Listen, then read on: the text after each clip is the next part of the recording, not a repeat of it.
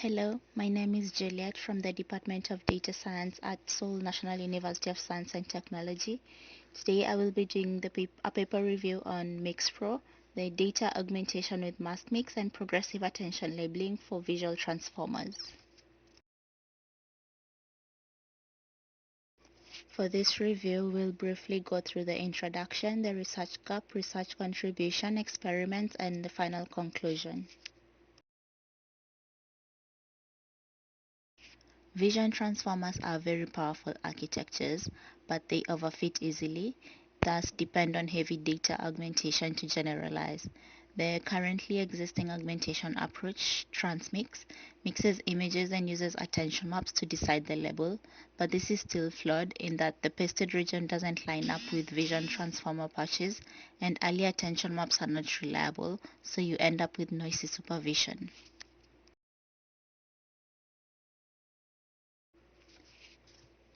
Vision transformers rely heavily on mix-up style data augmentation to generalize.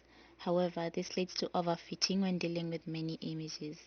Most mix-up methods were designed for CNN-based models and treat images as either big rectangles or global blends without considering that visual transformers operate on fixed, discrete token patches. So, for example, when pasting part of image A onto image B, the pasted block often cuts through a vision transformer patch. This means a single token now contains pixels from two different objects, which is noisy for the model. Furthermore, it was noted that TransMix uses the model's attention map to decide how to mix the labels of the two images, but early in training, those attention maps are not reliable yet. The model doesn't really know what to look at, so it can end up generating the wrong label supervision. Hence, the research gap lies therein. We don't have an augmentation method that 1. Respects visual transformer patch tokens and 2. Doesn't blindly trust bad early attention. Therefore, this paper proposes Mixpro to directly solve these two weaknesses. Mixpro is in two parts. The first part is called Maskmix.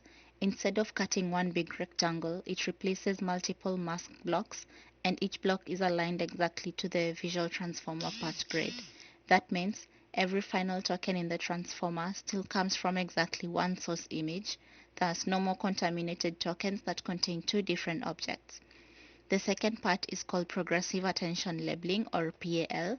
Instead of always trusting the model's attention to decide the label mix, PAL asks, is the model confident yet? And it uses an alpha parameter to do this. If the model is still uncertain, it mostly uses the simple area ratios to mix the labels. As the training goes on and the model becomes more confident, it gradually lets attention have more influence. Therefore, you end up with clean patch level mixing in the image and adaptive low noise mixing in the labels.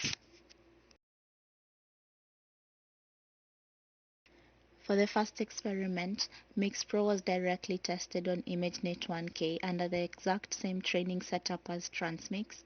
This means the same data, same optimizer. Mixpro was also plugged into a bunch of different transformer backbones like DATE, PVT, XCIT, and SWINE. We can see from the results that across all of them, Mixpro gave the higher top 1 accuracy.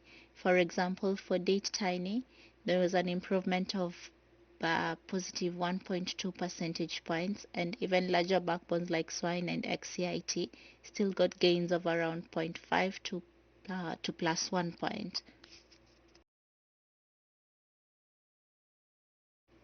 For the second part of the ImageNet classification, Mixpro was compared to other strong augmentation mixing methods like GridMix, CutMix, Saliency Mix, Puzzle Mix, and all the other variants. All the models here use the same DateS backbone and the same DateS training recipe on ImageNet 1K for 300 epochs. Also noted from this experiment is that compared to the baseline model and to all the mix variants, the Mixpro suggested architecture performed way better and showed a positive 2.7 percentage point improvement from the baseline compared to the other mix variants. For the second experiment, the authors tested whether MixPro gives a better backbone for other tasks and not just on ImageNet. The research used models pre-trained with MixPro on ImageNet and fine-tuned them for segmentation on Pascal context and for detection error instance segmentation on Coco. In segmentation, using DateS plus either a very lightweight linear decoder or a transformer-style decoder, MixPro consistently performed better than TransMix. In detection and instance segmentation, using MaskRCNN with a PVTS backbone, when the backbone was pre-trained with MixPro instead of TransMix, both Box AP and Mask AP goes up by about positive 0.5 on Coco. For the final experiment, the goal was to see if MixPro has just higher accuracy or is it actually more reliable. First, the authors stress test robustness to occlusion by deleting parts of the input image. They tried random patch removal, removing the most important foreground regions and removing mostly background regions. Across all these settings, DateS pre-trained with MixPro keeps higher top 1 accuracy than DateS pre-trained with TransMix or the vanilla recipe. This suggests MixPro doesn't rely on just one tiny discriminative spot, it learns a fuller picture of the object. For the second part of the robustness test, the research tested whether MixPro also makes visual transformers more robust, not only accurate on clean ImageNet, but stable under natural adversarial inputs and out-of-distribution data. The research evaluates on ImageNet A and ImageNet O, which are basically hard real images and out-of-distribution images. MixPro not only has the highest top 1 accuracy on ImageNet A, it's also better calibrated and better at saying this is out of distribution. This experiment supports the claim that models pre-trained with MixPro aren't just stronger, they're also more robust and more honest about their own uncertainty. Looking at the ablation study in the appendix, the research shows whether the two parts of MixPro are actually really necessary. The authors ran all ablations on DateS, ImageNet 1K, 300 epochs with mix-up already turned on. The baseline, mix-up plus cut mix, is 79.8% top 1 accuracy. Switching to TransMix raises the accuracy up to 80.7%, so that's about an increase of 0.9, which matches the original TransMix paper. Now, if they only add Maskmix without the PAL, the progressive attention labeling factor, accuracy already goes up to 81%. If they only add the PAL factor, it's 81.1%. So each component on its own is actually stronger than TransMix, but the best number is when they use both Maskmix and the PAL factor, so that's the full MixPro architecture, and it reaches 81.3%.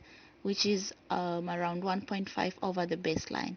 So this supports the author's main claim that MixPro is not just a single clever mask, it's the combination of a clean, patch-aligned mixing and progressive reliability-aware label mixing that gives the final gain. In conclusion, the paper's argument is that current visual transformer augmentations still have two big weaknesses: mixing patches in a way that corrupts ViT tokens and using unreliable early attention to create mixed labels. MixPro is designed to fix both of these problems. First, MaskMix only mixes at patch-aligned blocks, so each visual transformer token still represents one image instead of a Frankenstein patch. Secondly, progressive attention labeling doesn't just trust attention blindly, it gradually decides how much to trust attention versus just using the area ratio based on how confident the model currently is. MixPro beats TransMix on ImageNet across every tested transformer backbone.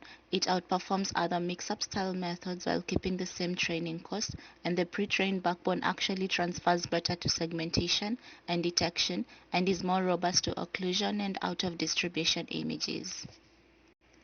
So the contribution is not only a new augmentation trick, it's a cleaner recipe for training visual transformers that generalizes, transfers, and holds up under stress. Thank you for listening in.